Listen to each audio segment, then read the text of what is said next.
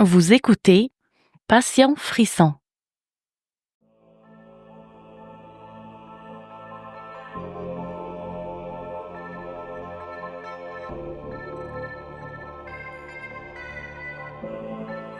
Bonjour à tous, bienvenue dans cette nouvelle saison de Passion Frisson, votre podcast dédié à l'étrange et au macabre. Je suis Xara, passionnée de contenu culturel et de divertissement, explorant les thèmes de l'horreur, du crime, des phénomènes étranges et des mystères irrésolus. Pour ce premier épisode de la saison 2, je suis ravie de vous présenter mes dernières découvertes que je partagerai avec vous à travers des épisodes thématiques chaque mois. Pour cette deuxième saison, j'ai l'intention de garder la formule existante, que vous appréciez déjà, mais j'ai aussi le goût d'ajouter quelques extras. L'idée d'avoir des invités s'installe tranquillement dans le concept. Vous aurez la chance d'entendre quelques invités qui discuteront avec moi du sujet du mois et qui vous donneront aussi leurs recommandations. J'ai préparé une saison avec de tout nouveaux sujets, même si certains thèmes déjà abordés continuent de m'interpeller.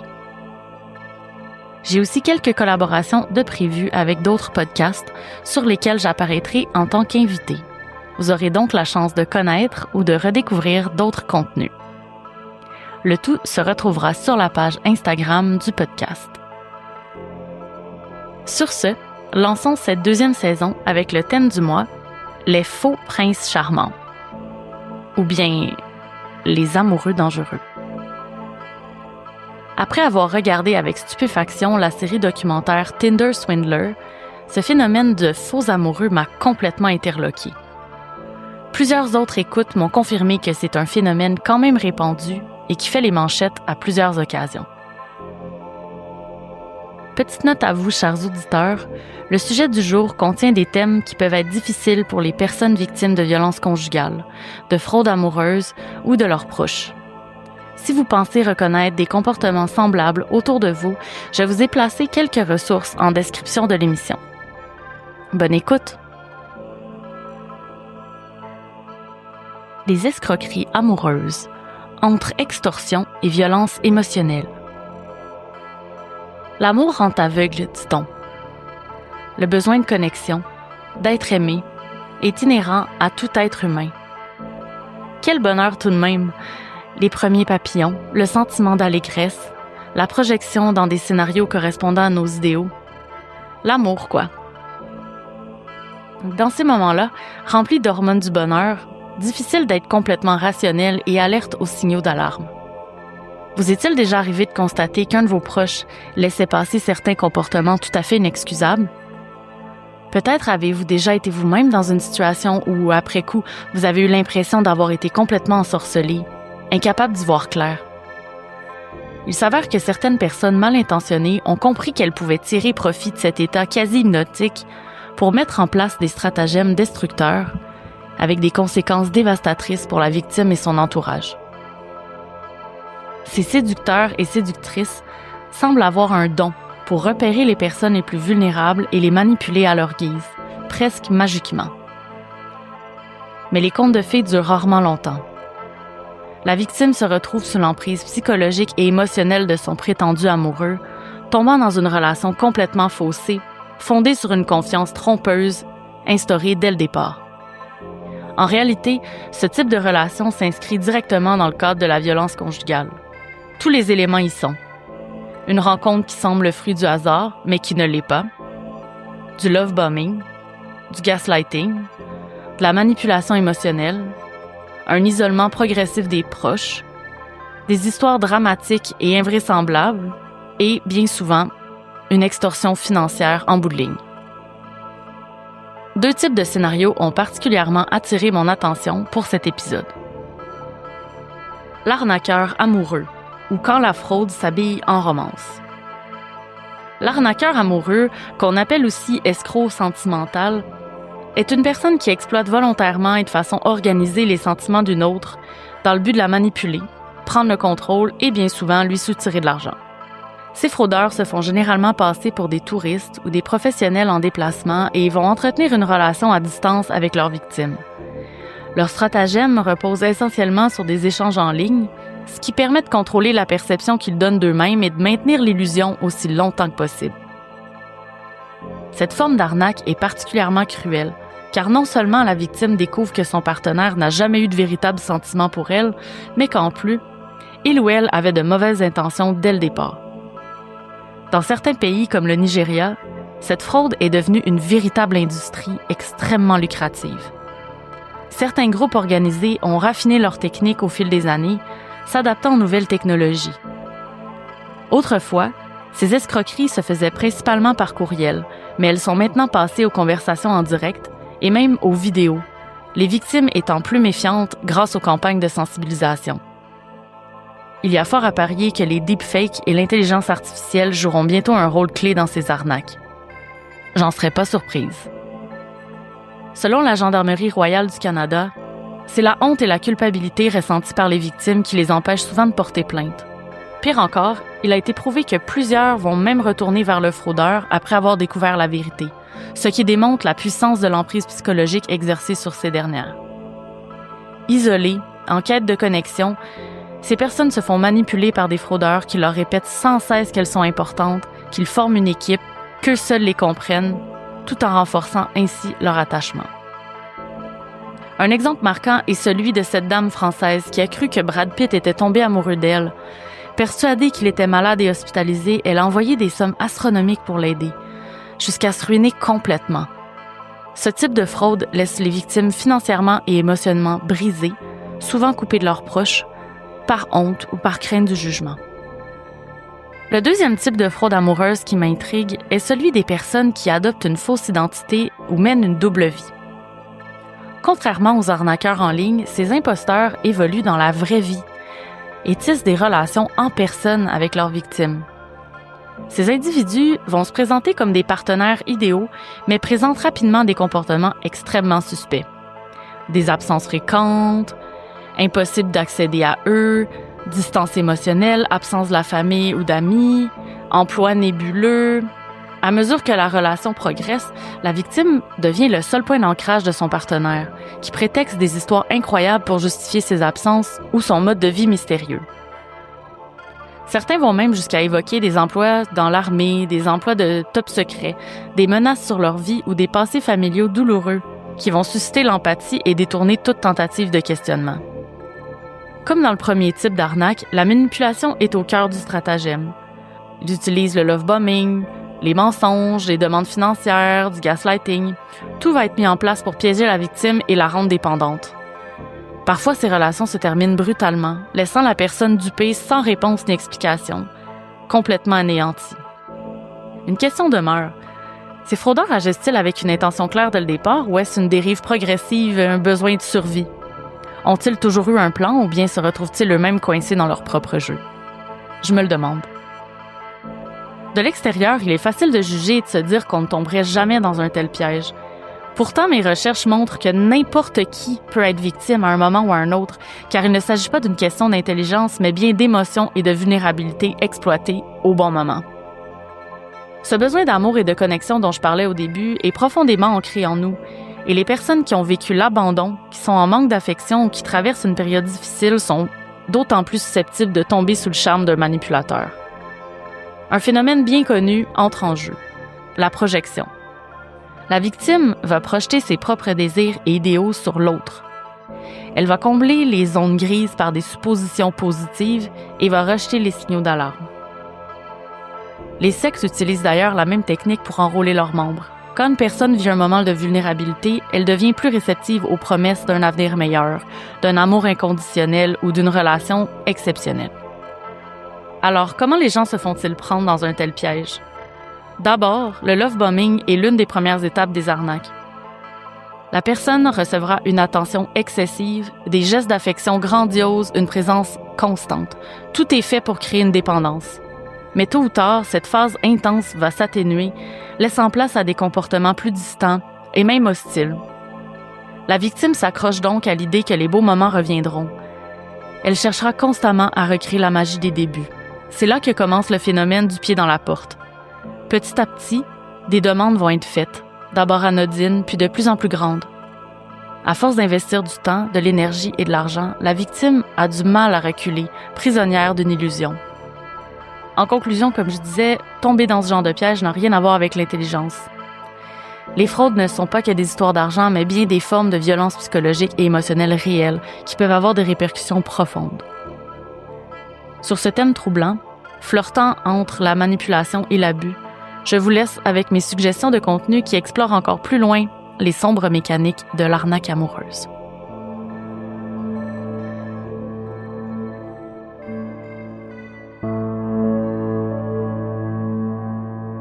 Dirty John est une série d'anthologies de true crime qui se base sur des histoires réelles. Elle comporte 2 saisons, sorties entre 2018 et 2020, qui dépeignent chacune une histoire romantique trop belle pour être vraie. Créée par Alexandra Cunningham, la série est inspirée très ouvertement du podcast Dirty John de Christopher Goffard, que je vous recommande également si votre anglais est assez bon. L'adaptation télévisuelle met en vedette des acteurs connus, comme Connie Britton, Eric Bana, Julia Garner, Christian Slater et Jean Smart, pour ne nommer que ceux-là, qui arrivent avec brio à recréer 2 histoires tout à fait incroyables mais vraies qui vous tiendront en haleine. La saison 1 reprend l'histoire connue de Deborah Newell, chef de sa propre entreprise de design intérieur, qui est malheureusement tombée dans le filet amoureux de John Meehan, un homme sensu et mal intentionné, paraissant de prime abord vouloir Deborah pour son charisme et son intelligence. Cette dernière, divorcée 4 fois, pense à être tombée sur le bon, enfin. On réalise vite que John n'est pas l'amoureux rêvé, fidèle et investi qu'elle croyait. Secrets, manipulation, extorsion et même pire sont au cœur de cette histoire réelle dont vous ne reviendrez pas. Pour ceux qui voudraient aller plus loin, je vous mettrai en commentaire de l'épisode un article avec la chronologie de la vraie histoire et des photos de Deborah et John ainsi que de leur famille. La saison 2, quant à elle, reprend l'histoire tristement tragique de Betty Broderick. Marié à son petit ami d'adolescence, Dan Broderick, il semble vivre une vie de famille sans faille. Comme le veulent les standards dans les années 60, en se mariant, Betty renonce à avoir une carrière et met toute son énergie dans la vie familiale. Elle fait tout pour rester attirante auprès de son mari. Quelques années et 4 enfants plus tard, Dan se lasse et décide de divorcer pour pouvoir marier sa secrétaire beaucoup plus jeune.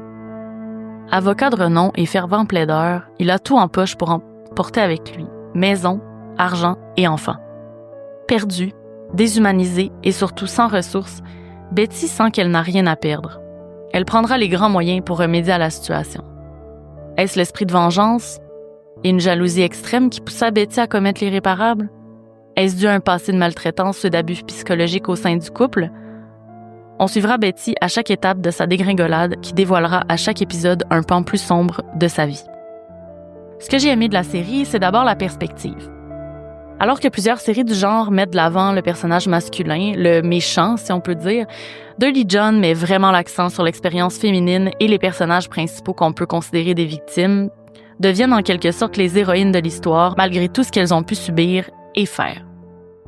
Au-delà des apparences, il y a une volonté de contrôle et une résilience qui habiteront les 2 protagonistes, les menant à trouver des moyens de se sortir de leur situation respective.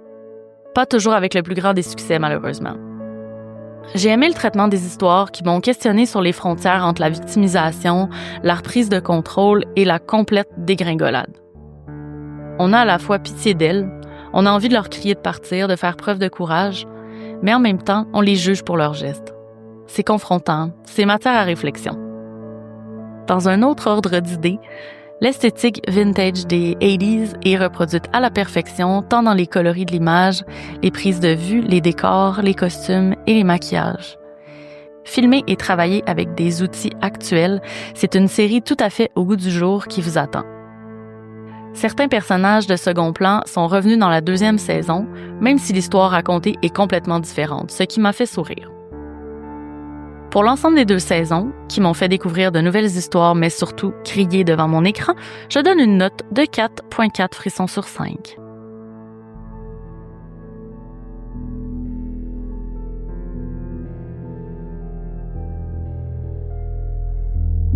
Bad Vegan, Fame, Fraud, Fugitives est une série documentaire en 4 épisodes réalisée par Chris Smith et sortie en 2022.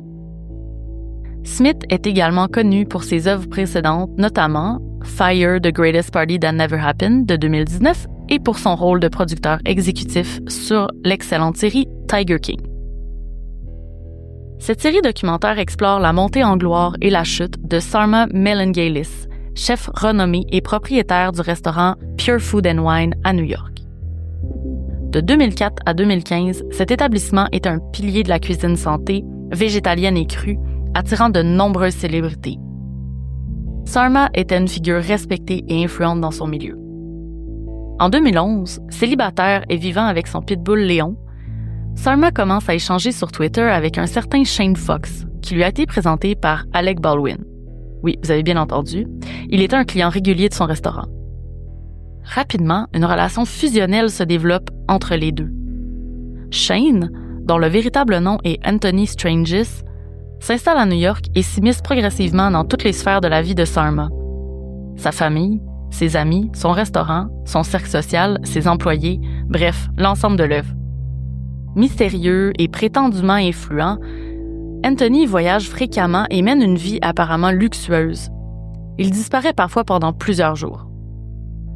Restant vague sur ses activités professionnelles, il commence à demander de l'argent à Sarma pour divers imprévus, des problèmes bancaires sans jamais fournir de détails concrets.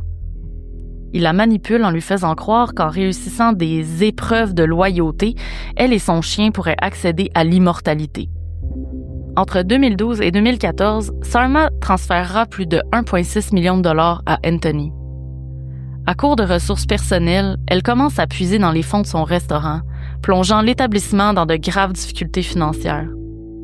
Le couple fuira New York, vivant comme des fugitifs jusqu'à leur arrestation en 2016 dans le Tennessee. Après qu'Anthony ait commandé une pizza non végétalienne, ce qui a permis aux autorités de les localiser. Disons que ça a fait la manchette. Cette histoire soulève des questions intrigantes. Sarma était-elle une victime manipulée ou une complice consciente des agissements d'Anthony? Le documentaire laisse planer le doute, explorant les zones grises de cette affaire. J'avoue avoir ressenti beaucoup de pitié pour Sarma. En même temps, j'ai eu du mal à croire que la représentation que les réalisateurs en ont fait sont réellement indicatives de son implication. Je connais assez de choses sur la violence conjugale pour affirmer que c'en était, mais j'ai beaucoup de difficulté à croire pourquoi elle a embarqué là-dedans au début, alors qu'elle avait du succès et n'avait clairement pas besoin d'un homme sensu. Bien que le récit comporte plusieurs rebondissements et que l'histoire soit digne d'un film, plusieurs critiques et personnes proches du couple ont affirmé que l'implication de Sarma avait été diminuée par la production. En même temps, on pourrait tout à fait comprendre qu'après toutes ces péripéties, elle veuille juste vivre une vie normale et expliquer ce qui s'est passé réellement, à froid. Certains comprennent mal la visée du documentaire qui va excuser des comportements irrationnels ou des actes de fraude. C'est dur à dire. Pour l'histoire incroyable, mais qui m'a laissé quand même un petit sentiment mitigé sur les réelles implications des protagonistes, je donne une note de 3,9 frissons sur 5.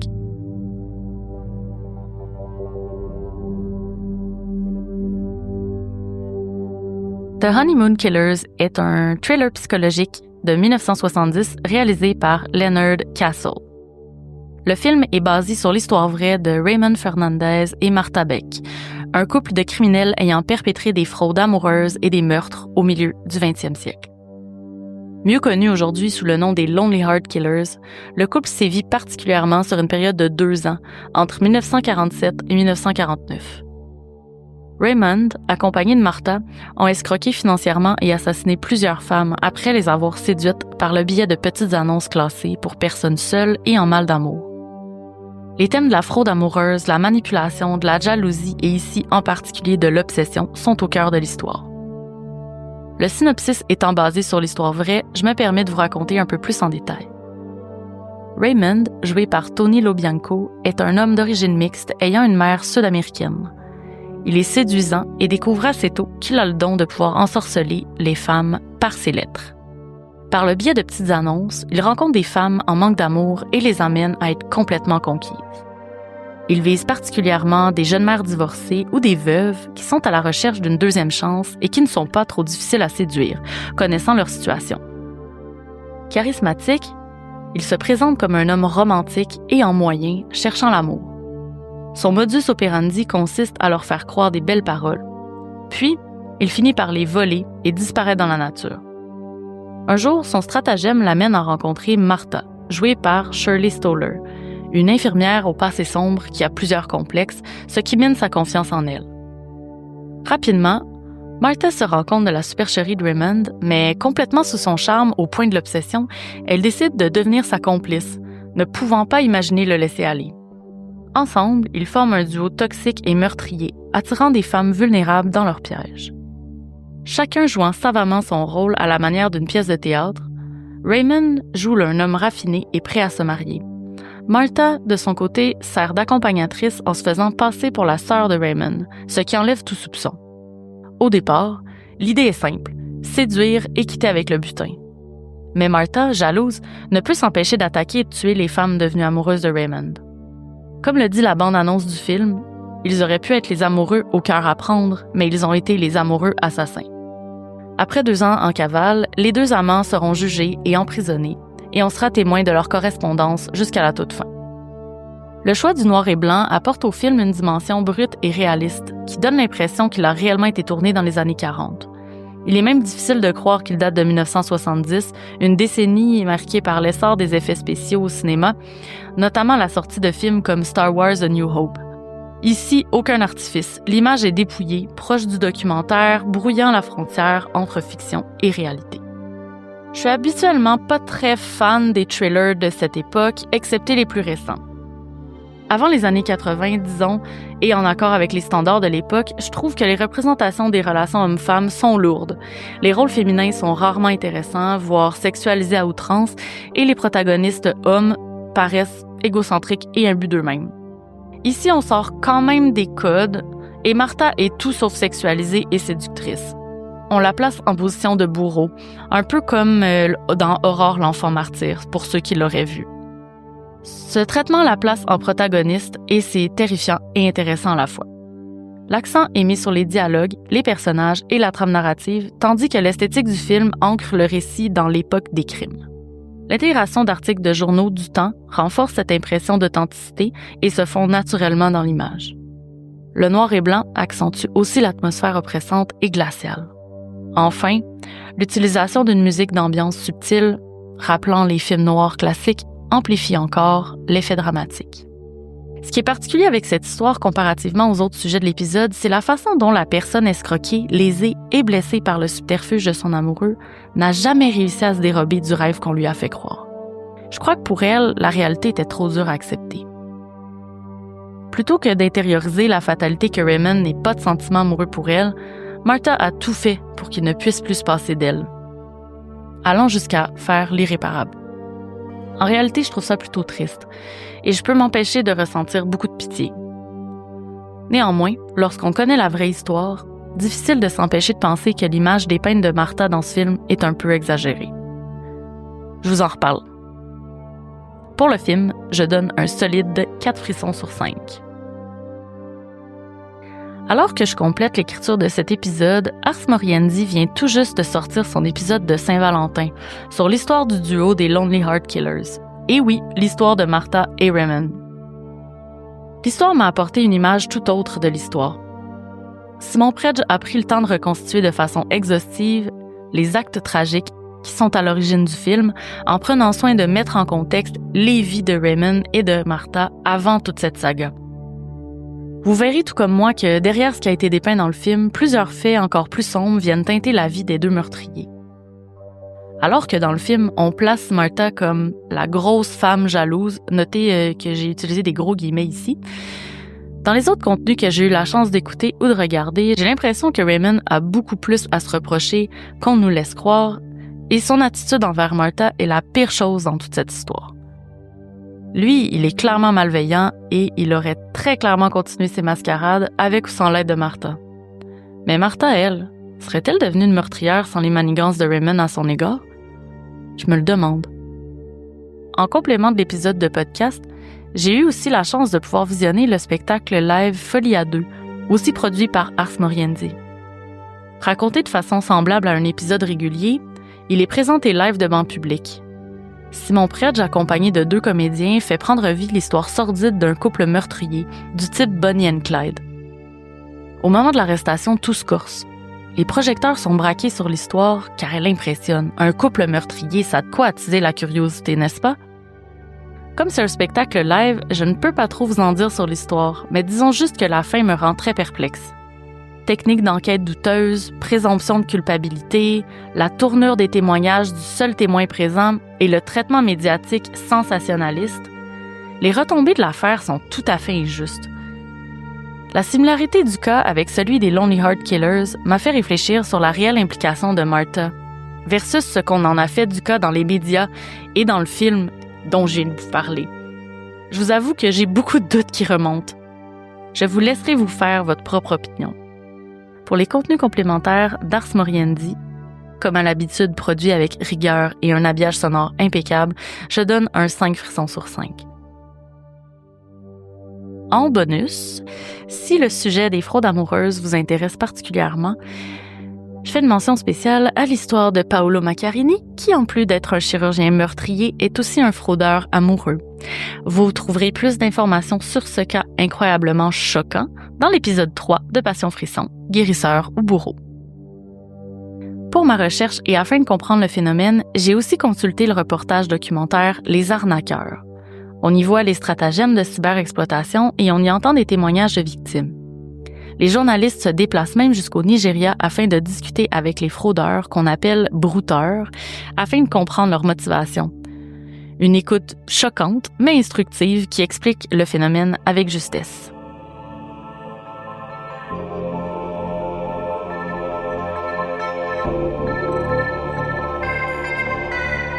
Merci d'avoir écouté Passion Frisson, votre podcast de recommandations horrifiques. Vous pouvez me suivre sur Instagram @XARAPOD. Vous y retrouverez le journal des sorties ainsi que mes autres collaborations. Si vous aimez le podcast et souhaitez vous aussi contribuer à son développement, vous pouvez vous rendre sur la page Patreon de Passion Frisson et vous rendre dans la boutique pour vous procurer une fameuse boule noire avec une étoile. Comme dans les clubs vidéo de notre enfance, la boule noire égale un film gratuit. Pour 5 $, vous pouvez m'offrir un visionnement de film ou une partie d'abonnement sur une plateforme. Merci tout spécial à Gabriel et Carmina pour avoir soutenu le podcast ce mois-ci. Je vous dis à tout bientôt.